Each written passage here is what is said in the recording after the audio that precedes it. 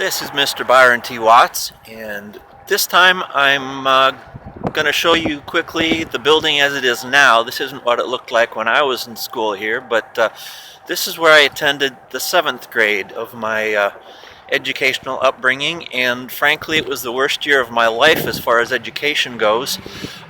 This was a private school, and this location was only here for a couple of years before it moved to the place where I eventually graduated. But the reason I came to this school is because I was scared to death of going to junior high as a younger student than the people who were threatening or playing probably with hazing and issues like that.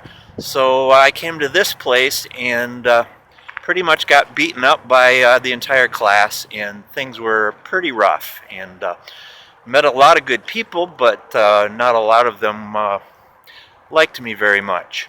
And the place where we ended up spending a great deal of time I will show you here in a moment.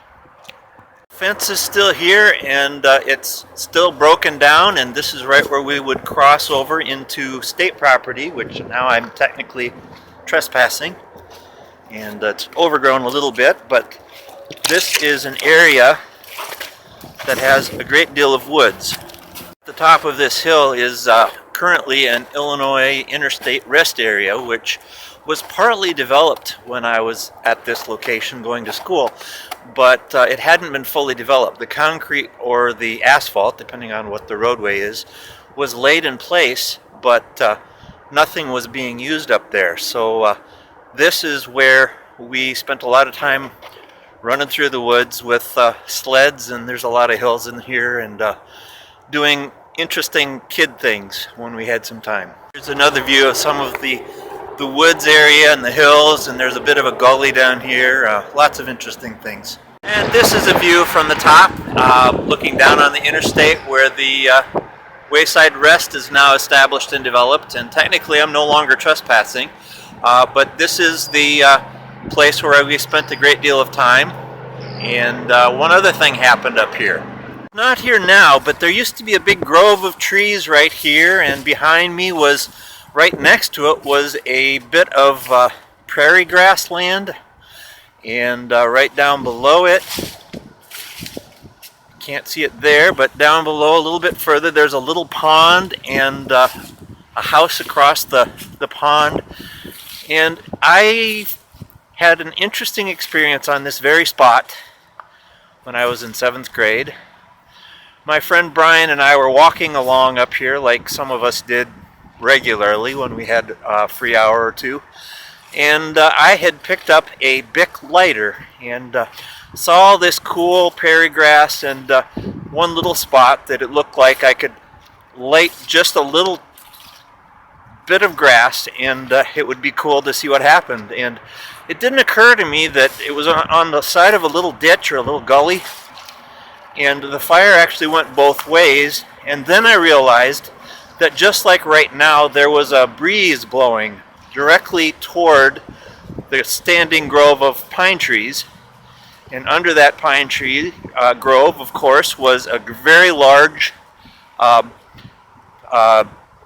pile or stack of pine needles. And if the fire were to reach any of those needles, the grove of pine trees would more than likely explode into flame, blowing all of that ash and fire across the pond, and more than likely burning down that house over there. The house is still there. The pine needles never ignited. The grass was extinguished, but it was very eventful on that day. Two of our other friends walked up to the site and discovered that there was a problem. Sent one back to call the fire department, Greg, and he forever gave me the nickname Firebug, which I technically earned, and John and I worked on putting out the fire. The fire was put out before the fire department arrived. I was accused of smoking, which was inaccurate, and had the most traumatic and interesting experience of my life, destroying my shoes in the process, and reminding me to be very careful with fire, please. And, it was one of those experiences that's impossible to forget. And have you had any experiences like that? People that have made an impression in your life? And that was the reason I stopped going to this school for a year, by the way, or for 2 years actually. And was not real pleased with the response to that and many other things that happened at this location. And I was wondering if you have any experiences like that in your life that you care to share. Maybe you haven't shared and need to. If there's anything I can do to assist you, please contact me at our international office and let me know how I can help. And this is Byron T. Watts, Mr. Byron T. Watts, signing out again.